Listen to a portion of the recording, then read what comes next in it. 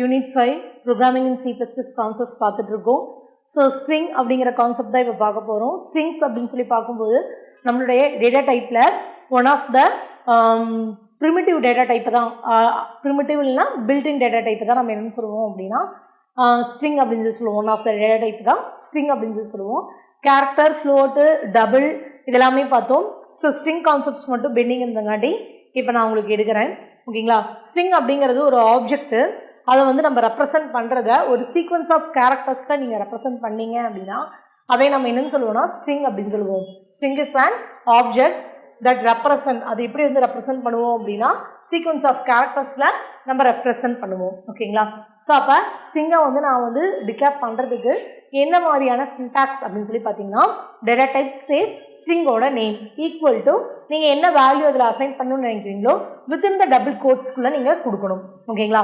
So இது வரைக்கும் நம்ம படித்தது, ஈவன் நான் வந்து ஸ்ட்ரிங் கான்செப்ட் படிக்கும்போது கூட ஸ்ட்ரிங் அப்படிங்கிற ஒரு டேட்டா டைப் இருக்கா அப்படிங்கிற ஒரு டவுட்டில் தான் இருந்தேன். C++ பாலகுருசாமி புக்கில் வந்து நான் பார்க்கும்போது 4th எடிஷனில் ஸ்ட்ரிங்குங்கிற டேட்டா டைப் வந்து அவைலபிள் இருக்குது. வேலிடேட் பண்ணி தான் உங்ககிட்ட எடுக்கிறேன் நான். ஓகேங்களா?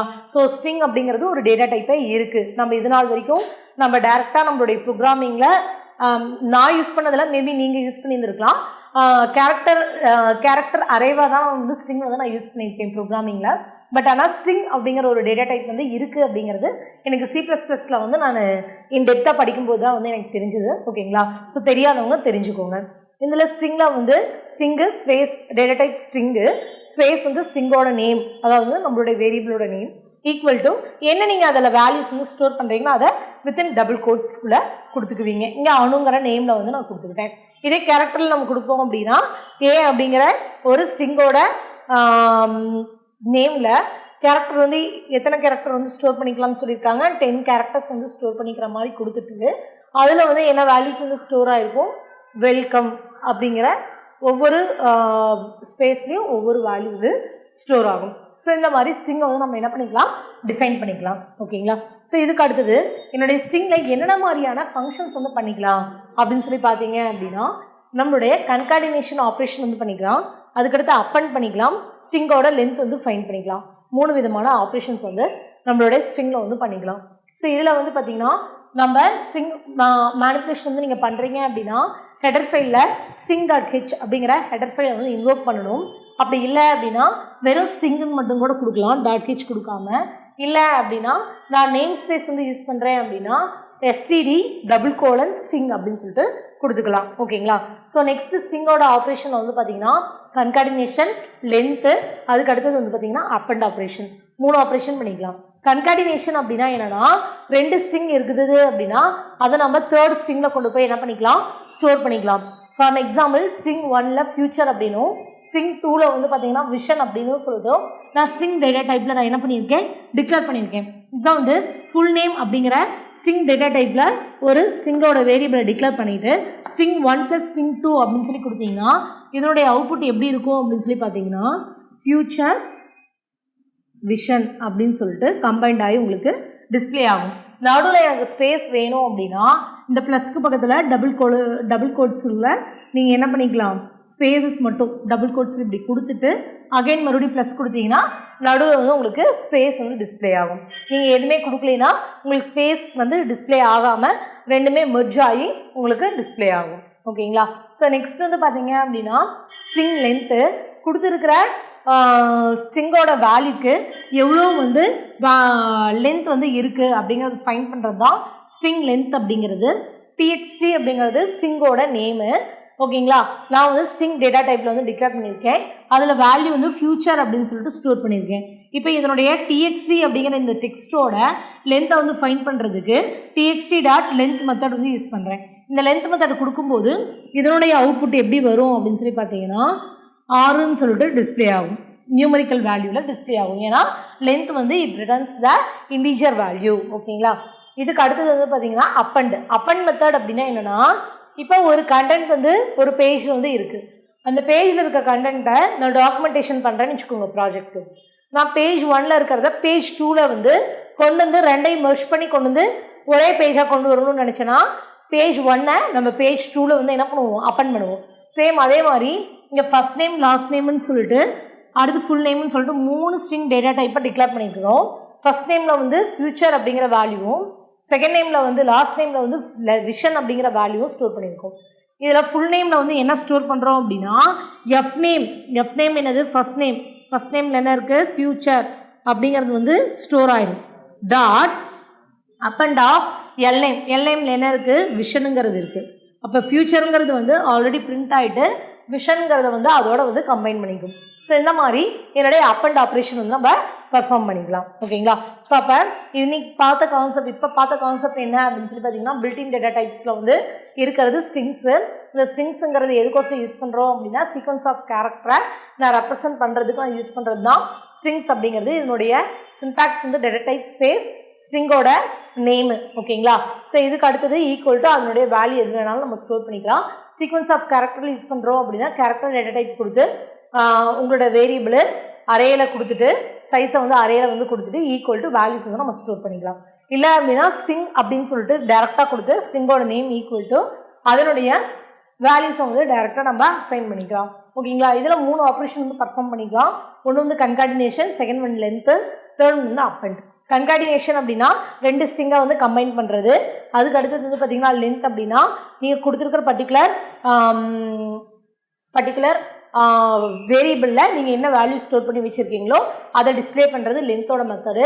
அப்பண்ட் மெத்தட் என்ன பண்ணுவோம் அப்படின்னா எஃப் நேமில் இருக்கிறத எல் நேமில் கொண்டு வந்து அப்பண்ட் பண்ணி ஃபுல் நேமில் கொண்டு வந்து டிஸ்பிளே பண்ண வைக்குது. ஓகேங்களா? அப்பண்ட் தான் ஆல்ரெடி இருக்கிற வேரியபிளில் இருக்கிற கண்டென்ட்டோட நீங்கள் இன்னொரு வேரியபிளில் இருக்கிற கண்டென்ட்டையும் எடுத்துகிட்டு வந்து என்ன பண்ணுறீங்க மெர்ஜ் பண்ணுறீங்க. இதுதான் வந்து அப்பண்ட் அப்படிங்கிறது. ஓகேங்களா?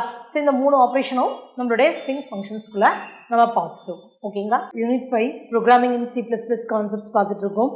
ஸோ இதில் வந்து நம்ம இப்போ பார்க்கக்கூடியது என்னன்னு சொல்லி பார்த்தீங்கன்னா மேத்தமெட்டிக்கல் ஃபங்க்ஷன் அப்படிங்கிற கான்செப்டை பொறுத்த வரைக்கும் ஃபங்க்ஷனை பை டிஃபால்ட்டாக 2 கேட்டகரைஸாக வந்து பிரிச்சுக்கிறாங்க. ஒன்று வந்து பார்த்தீங்க அப்படின்னா பில்டின் ஃபங்க்ஷன், இன்னொன்று வந்து பார்த்தீங்க அப்படின்னா யூசர் டிஃபைன்டு ஃபங்க்ஷன்ஸ் அப்படின்னு சொல்லிட்டு 2 கேட்டகரைஸாக வந்து ஸ்ப்ளிட் பண்ணிக்கிறாங்க. ஓகேங்களா?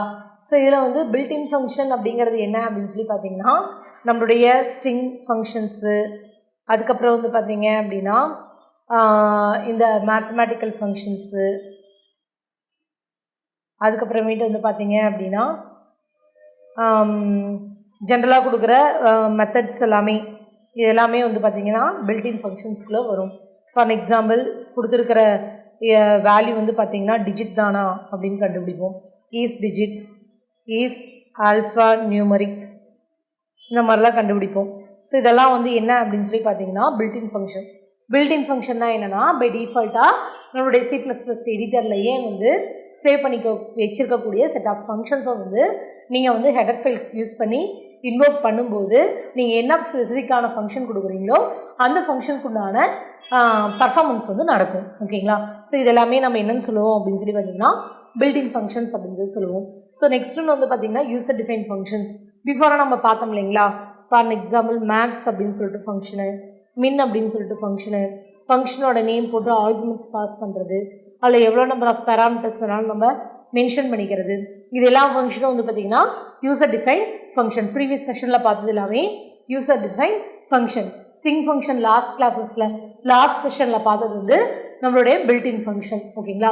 ஃபங்க்ஷனை பொறுத்த வரைக்கும் 2 கேட்டகரைஸ் பண்ணிக்கிறாங்க. ஒன்று வந்து பார்த்திங்கன்னா built-in function, another one is the user define function. Built-in ஃபங்க்ஷனில் வந்து செட் ஆஃப் ஃபங்க்ஷன்ஸ் வந்து நம்மளுடைய C++ எடிட்டர்லேயே வந்து அதுக்குண்டான சர்டன் கோட் வந்து ஸ்டோர் ஆகிருக்கும்.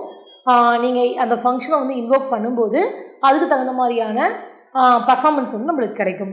யூசர் டிஃபைன் ஃபங்க்ஷன்ஸ் அப்படிங்கிறது யூசர் வந்து ஓனாக க்ரியேட் பண்ணுறது யூசர் டிஃபைன் ஃபங்க்ஷன் அப்படின்னு சொல்லி சொல்லுவோம். யூசர் டிஃபைன் ஃபங்க்ஷனை வந்து க்ரியேட் பண்ணுறதுக்கு ரிட்டர்ன் டைப்பு, ஃபங்க்ஷனோட நேமு, ஆர்குமெண்ட்டோட லிஸ்ட்டு, உள்ளுக்குள்ளே ஃபங்க்ஷனோட கோட் அப்படின்னு சொல்லிட்டு கொடுத்தோம். அது வந்து யூசர் டிஃபைன் ஃபங்க்ஷன். இப்போ பில்டின் ஃபங்க்ஷனில் நம்ம பார்க்கக்கூடியது என்ன அப்படின்னு சொல்லி பார்த்தீங்கன்னா மேத்தமெட்டிக்கல் ஃபங்க்ஷன். இந்த மேத்தமெட்டிக்கல் ஃபங்க்ஷனை வந்து ஒன்றா வந்து math.kh அப்படிங்கிற ஹெடர் ஃபைல் யூஸ் பண்ணி வந்து இன்வோக் பண்ணிக்கலாம். இல்லைன்னா cmath.kh அப்படிங்கிற இந்த ஹெடர் ஃபைல் யூஸ் பண்ணி இன்வோக் பண்ணிக்கலாம். இதை வந்து அப்படிங்கிறது வந்து கம்ப்யூட்டேஷனல் ப்ராசஸ் பண்ணி நம்மளுக்கு ரிசல்ட்டை வந்து கொடுக்குறங்காட்டி cmath.kh அப்படின்னு சொல்லி சொல்கிறோம். ஓகேங்களா? ஸோ இந்த மேத்தமெட்டிக்கல் ஃபங்க்ஷனில் ஃபஸ்ட் ஒன்றா இருக்கிறது என்ன அப்படின்னு சொல்லி பார்த்தீங்கன்னா ஆப்ஸ் ஆஃப் எக்ஸ் அப்படின்னா என்னன்னா அப்சல்யூட் வேல்யூ வந்து ஒரு பர்டிகுலர் வேல்யூ வந்து இங்கே கொடுத்தீங்க அப்படின்னா அதனுடைய அப்சல்யூட் வேல்யூ என்னவோ அதை ரிட்டர்ன் பண்ணுறது ஆப்ஸ் ஆஃப் எக்ஸ் அப்படிங்கிறது. அடுத்து ஏ சைன் ஆஃப் எக்ஸ் அப்படிங்கிறது ஆர்க் சைன் ஆஃப் எக்ஸ். இது எல்லாமே வந்து அந்த டேபிள் இருக்கும் இல்லைங்களா, லாகரிதம் டேபிள் இருக்கும் இல்லைங்களா, அதை பேஸ் பண்ணி கொடுக்குற values. Just what is what, என்ன அப்ரிவேஷன், என்ன ஃபங்க்ஷன் வந்து அது பர்ஃபார்ம் பண்ணுதுன்னு மட்டும் தெரிஞ்சுக்கோங்க. அடுத்து tan ஆஃப் எக்ஸ் அப்படின்னு சொல்லி பார்த்தீங்கன்னா டேஞ்சன்ட் ஆஃப் எக்ஸ். நீங்கள் கொடுத்துருக்கிற வேல்யூ மேபி என்னுடைய எக்ஸோட வேல்யூ வந்து பார்த்தீங்கன்னா நான் வந்து 90 டிகிரி கொடுக்குறேன்னு வச்சுக்கோங்களேன். டேனில் வந்து 90 டிகிரிக்கு என்ன வேல்யூ வந்து இருக்குமோ அந்த வேல்யூ வந்து எனக்கு டிஸ்பிளே ஆகும். ஓகேங்களா, நம்ம படிப்போம் இல்லையா, 0 டிகிரி, 30 டிகிரி, அடுத்தது 45 டிகிரி, நெக்ஸ்ட்டு வந்து 60 டிகிரி, 90 டிகிரி அப்படின்னு சொல்லிட்டு நம்ம படிப்போம். ஸோ அதில் வந்து சைன் 0 டிகிரிக்கு வந்து பார்த்திங்கன்னா 1, சைனுக்கு வந்து சைன் 0க்கு வந்து 0, காஸ் 0க்கு வந்து 1 அப்படிங்கிற மாதிரிலாம் நம்ம படிப்போம். ஸோ இதுவே வந்து டேனாக இருந்ததுன்னா 1/0 1 அப்படின்னு சொல்லிட்டு படிப்போம். ஸோ இந்த மாதிரி இந்த வேல்யூஸை வந்து சப்ஸ்டியூட் பண்ணி உங்களுக்கு ரிசல்ட் கொடுக்குறது தான் வந்து இந்த டேனு, சைனு, அதுக்கடுத்து ஏ ஆர்க்கு, ஏ சைன், ஏ டேன் இதெல்லாம் வந்து கொடுக்கும். ஓகேங்களா, அடுத்து சிபிஆர்டி அப்படின்னா என்னென்னா கியூப் ரூட் ஆஃப் எக்ஸ். இப்போ எக்ஸோட வேல்யூ வந்து பார்த்திங்கன்னா 3ன்னு சொல்லி கொடுக்குறேன் அப்படின்னா கியூப் ரூட் அப்படின்னு சொல்லி பார்த்தோம்னா இப்போ 27 கொடுக்குறேன்னு வச்சுக்கோங்க. 27 கொடுத்தோன்னா கியூப் ரூட் ஆஃப் 27 வேல்யூ வந்து பார்த்தீங்க அப்படின்னா நம்மளுக்கு என்ன கிடைக்கும்னா 3 வந்து கிடைக்கும். ஸோ இந்த மாதிரி வந்து கண்டுபிடிக்கிறதா வந்து கியூப் ரூட் ஆஃப் எக்ஸுக்கு சிபிஆர்டி ஆஃப் எக்ஸ் அப்படின்னு சொல்லுவோம். அடுத்து இஎக்ஸ்பி ஆஃப் எக்ஸ் அப்படின்னா எக்ஸ்பொனன்ட் ஆஃப் எக்ஸ். அப்படின்னா என்ன பண்ணுவோம் அப்படின்னு சொல்லி பார்த்தீங்கன்னா ஒரு வேல்யூ வந்து கொடுத்தோம்னா அதனுடைய எக்ஸ்பொனென்ஷியல் ஃபார்ம் என்ன வந்து வருமோ. இப்போ எக்ஸாம்பிளுக்கு -2 கொடுக்குறீங்க அப்படின்னா e⁻²க்கு என்ன வேல்யூ வந்து லாகரிதமிக் டேபிளில் இருக்குமோ அந்த டேபிளோட வேல்யூஸ் எல்லாமே நம்முடைய சிஸ்டமில் பில்டினாக வந்து ஃபீட் பண்ணி வச்சுருப்பாங்க. அந்த வேல்யூஸ் வந்து டிஸ்பிளே ஆகும். அடுத்தது SQRT ஆஃப் எக்ஸ் அப்படின்னா square root of x. For example 49ங்கிற வேல்யூ கொடுக்குறேன்னா இது வந்து என்ன பண்ணிங்கன்னா 49 ரூட்லேருந்து எடுக்கும்போது 7 அப்படிங்கிற வேல்யூ வந்து ரிட்டர்ன் பண்ணும். அடுத்தது fmax of x, y. Highest value அந்த ஃபங்க்ஷனில் நீங்கள் ஃப்ளோட்டிங் வேல்யூவில் எது வந்து ஹையஸ்ட் வேல்யூவாக இருக்குதோ அதை வந்து கொடுக்கறது எஃப்மேக்ஸ் ஆஃப் எக்ஸ், ஒய்.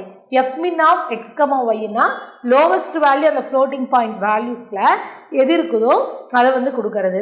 அடுத்து பவர் ஆஃப் எக்ஸ், ஒய் அப்படின்னா x⁻y. ஏன்னா இது வந்து கன்ஃபியூஸ் ஆகிட்டே இருக்கும்.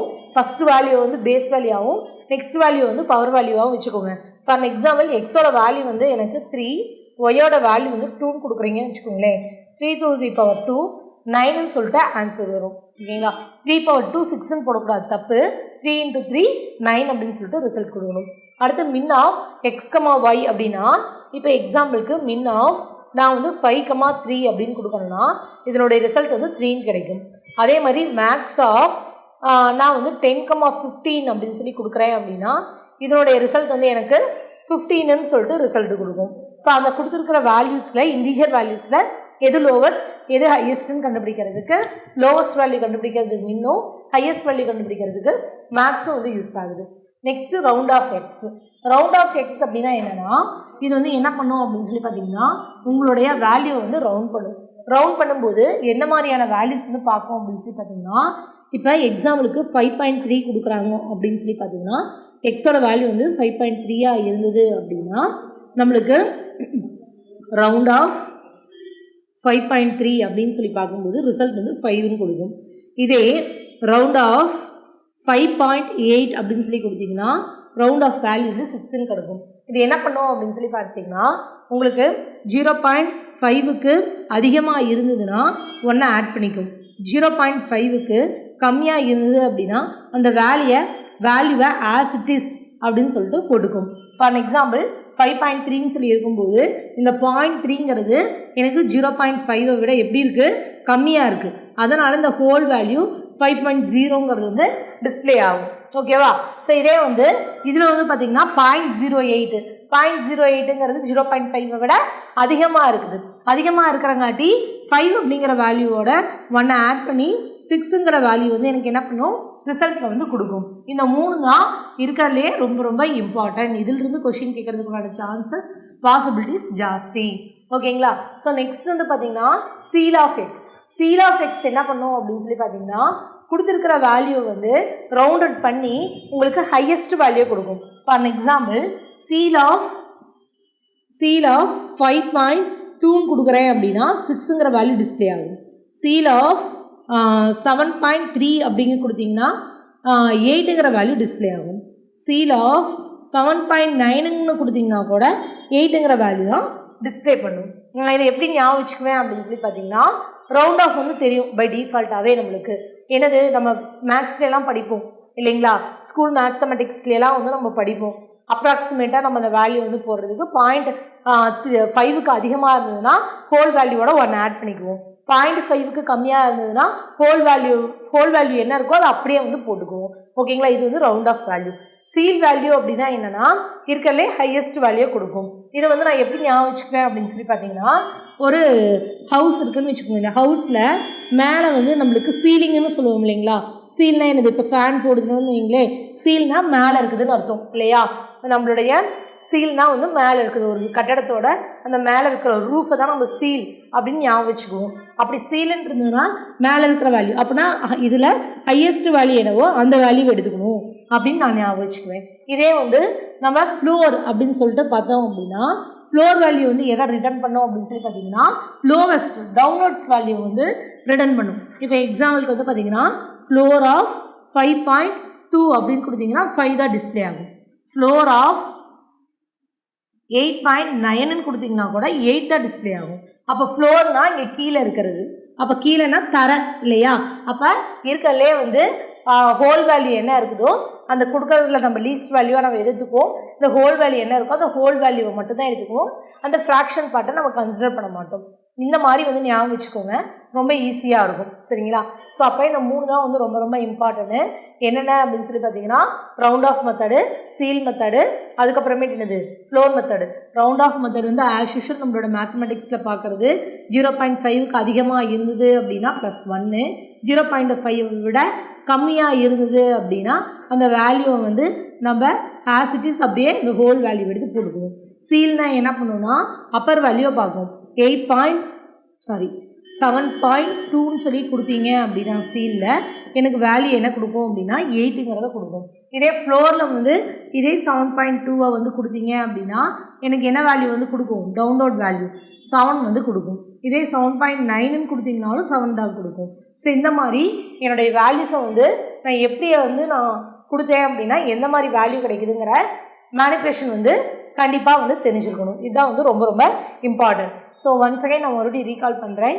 Seal method, floor method, then இந்த ரவுண்ட் ஆஃப் மெத்தட், அடுத்தது வந்து இந்த abs of absolute value of x, அடுத்து tan of x, arc tan of x. So next up to வந்து max function, min function, f max, f min, அதுக்கடுத்து squared function, exponential function, C B R T, square root function, cube root function. So இந்த மாதிரி இது எல்லா mathematical ஃபங்க்ஷன்ஸும் under by the built in ஃபங்க்ஷன்ஸ்குள்ளே வருது. So ஃபங்க்ஷனை காமனாக வந்து 2 கேட்டகரிஸ் பண்ணிக்கிறாங்க. ஒன்று வந்து பார்த்திங்கன்னா பில்டின் ஃபங்க்ஷன், இன்னொன்று வந்து பார்த்திங்கன்னா யூசர் டிஃபைன் ஃபங்க்ஷன். ப்ரீவியஸ் செஷன்லாம் நம்ம பார்த்தது யூசர் டிஃபைன் ஃபங்க்ஷன். லாஸ்ட் செஷனில் இப்போயும் பார்க்குறது பில்டின் ஃபங்க்ஷன். வாட் இஸ் இந்த பில்டின் ஃபங்க்ஷன்னா, செட் ஆஃப் கோட் வந்து ஆல்ரெடி ப்ரீ டிட்டர்மைண்டாக நம்மளுடைய C++ எடிட்டரில் வந்து ஸ்டோர் ஆகிருக்கும். உங்களுக்கு எப்போல்லாம் லைப்ரரி ஃபைல்ஸாக வந்து ஸ்டோர் ஆகிருக்கும். உங்களுக்கு எப்போல்லாம் வேணுமோ அந்த ஃபங்க்ஷனை இன்வோக் பண்ணுறதுக்கு அந்த பர்டிகுலர் ஹெடர் ஃபைலை வந்து நம்ம இன்வோக் பண்ணணும் ஃபஸ்ட்டு. அந்த பர்டிகுலர் ஹெடர் ஃபைல்குள்ளே இருக்கிற ஃபங்க்ஷனை வந்து நம்ம அப்போ தான் வந்து யூஸ் பண்ணிக்க முடியும். இன்கேஸ் நான் இங்கே வந்து ஸ்ட்ரிங் கன்காட்டினேஷன் மெத்தட் வந்து யூஸ் பண்ணுறேன் அப்படின்னா கண்டிப்பாக string.h ஹெடர் ஃபைல் வந்து கொடுத்துருக்கணும். அப்படி கொடுக்கல அப்படின்னா it leads to the error. ஓகேங்களா. ஸோ இந்த மாதிரி என்னுடைய மேத்தமெட்டிக்கல் ஃபங்க்ஷன்ஸ் வந்து நான் பண்ணுறதுக்கு யூஸ் பண்ணுற ஒன் ஆஃப் த ஃபங்க்ஷன்ஸ் தான் என்ன அப்படின்னு சொல்லி பார்த்தீங்க அப்படின்னா math.h இல்லைன்னா cmath.h அப்படின்னு சொல்லுவோம். ஓகேங்களா. தேங்க்யூ. TNPSC டெட் நியமன தேர்வு, PC, SI, TRB, agri, forest, railway போன்ற அனைத்து போட்டித் தேர்வுகளுக்கும் நேரடி மற்றும் ஆன்லைன் வகுப்புகள் ஆரம்பம். அனைத்து போட்டித் தேர்வுகளுக்கும் ஸ்டடி மெட்டீரியல் கிடைக்கும். நேரடி மற்றும் போஸ்டல் டெஸ்ட் பேட்ச் வசதியும் உண்டு. தொடர்புக்கு future vision study centre, Salem. Contact 9042030163. Future Vision Study Center, SKS Hospital Road, opposite to Hotel Lakshmi Prakash near New Bus Stand, Salem. Cell 90420 30163.